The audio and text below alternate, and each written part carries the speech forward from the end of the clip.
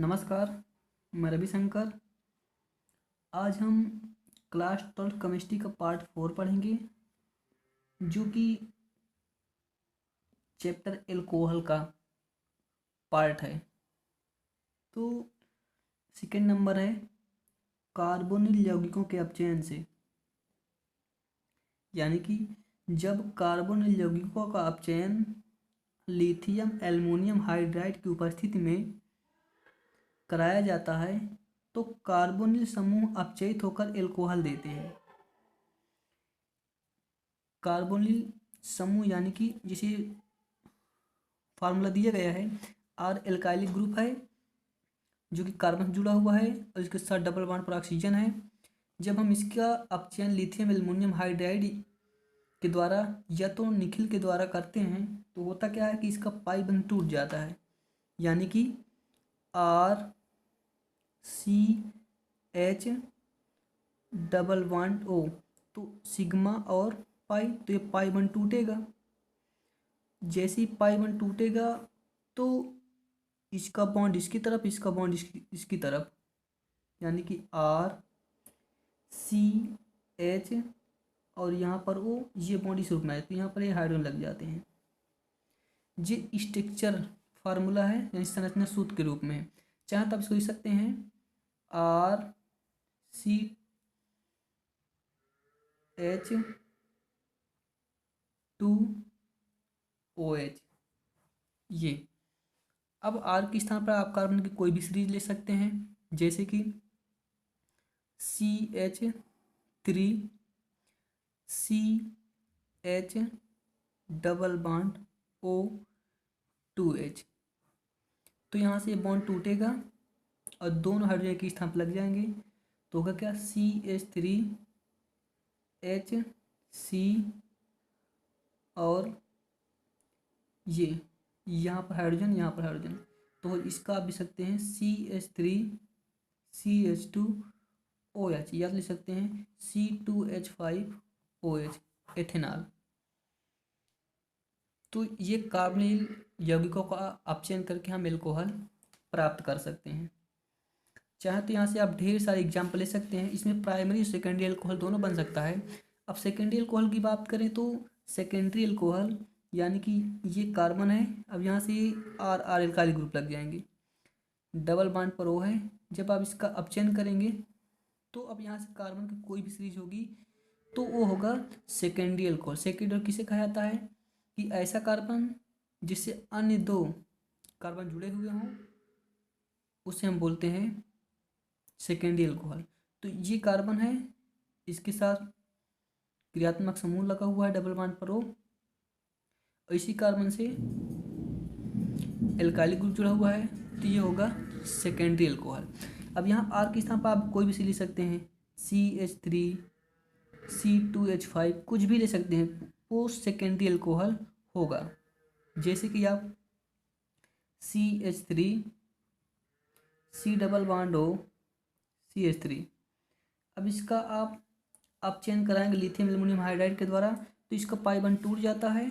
अब दोनों पर एक एक आ जाएगा, यानी कि CH3 अब यहाँ पर आ जाएगा H और यहाँ पर आ जाएगा OH, ये होगा सेकेंडरी अल्कोहल। अगला पॉइंट है एस्टरों के क्षारीय जल अपघटन से। एस्टरों के क्षारीय जल अपघटन से, जब एस्टरों को जलीय कास्टिक क्षार विलयन के साथ गर्म करते हैं तो अम्ल का क्षार धातु लवण तथा एल्कोहल बनते हैं। यह अभिक्रिया साबुनीकरण कहलाती है। यानी कि जब हम एस्टर की अभिक्रिया कास्टिक क्षार विलयन के साथ कराते हैं तो एल्कोहल बनता है और क्षार धातु का लवण प्राप्त होता है, और इस अभिक्रिया को हम साबुनीकरण के नाम से जानते हैं। रिएक्शन की बात करें तो यहाँ पर आर एल्काइलिक ग्रुप है, तो होता क्या है कि ये आर डैश यहाँ टूटता है, इस OH को लेकर निकल जाता है और सोडियम आकर यहाँ जुड़ जाएगा, तो RCOO के लिए आता है एसीटेट। जैसे कि आप रिएक्शन देख सकते हैं CH3 C double bond O CH3 plus NaOH, तो होगा क्या कि ये OH इसके CH3 के साथ निकल जाएगा, तो CH3OH प्लस सोडियम आके यहाँ जुड़ जाएगा, तो CH3 C double O Na, ये हो जाएगा सोडियम एसीटेट और ये हो जाएगा एल्कोहल।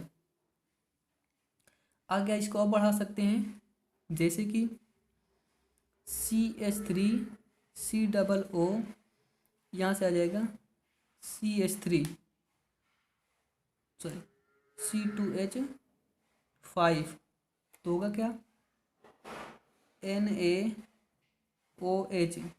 तो ये OH इसको लेकर निकल जाएगा C2H5OH, यानी आकर यहाँ लग जाएगा CH3 C double O Na sodium acetate. इस प्रकार से अभिक्रिया को आप आगे बढ़ा करके कर सकते हैं। चाहे तो आप यहाँ से ढेर सारे एग्जाम्पल यहाँ से नोट कर सकते हैं, जैसे कि ये दिया गया है, लेकिन यहाँ पर आपको इन सब की कुछ IUPAC नाम लिखना पड़ेगा। जैसे कि यहाँ पर है, आप लोग याद रखेंगे कि C डबल O के लिए OATE जोड़ते हैं, OAT, जैसे कि यहाँ से है C3H7, अब इसका IUPAC नाम आप लिखेंगे, जैसे कि यहाँ है, तो जो इसका नाम होगा ये प्रोपाइल हो जाएगा, इसका नाम हो जाएगा प्रोपाइल। अब यहाँ से 3 कार्बन एक्स्ट्रा हैं, तो प्रोपाइल प्रोपेनोएट हो जाएगा, प्रोपाइल प्रोपेनोएट। जैसे कि इसका IUPAC नाम लिखेंगे तो होगा क्या C2H5 C double O C3H7, 3 carbon के लिए क्या आता है प्रोप, तो ये प्रोपाइल हो जाएगा। अब एक और यहाँ से कितना है 2 कार्बन, तो 2 1 3 हो जाएगा, तो प्रोपाइल प्रोपेनोएट।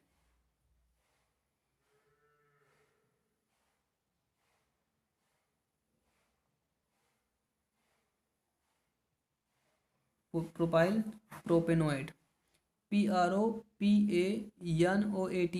Propyl propanoate. इस प्रकार से इसका IUPAC नाम आप लिख कर के रिएक्शन को आगे कर सकते हैं। चाहे तो आप यहाँ से ढेर सारे एग्जाम्पल आप इसको घर पर अच्छे से कर सकते हैं, और इनके साथ साथ IUPAC नाम लिखेंगे ताकि आपका रिवीजन अच्छे तरीके से हो। धन्यवाद।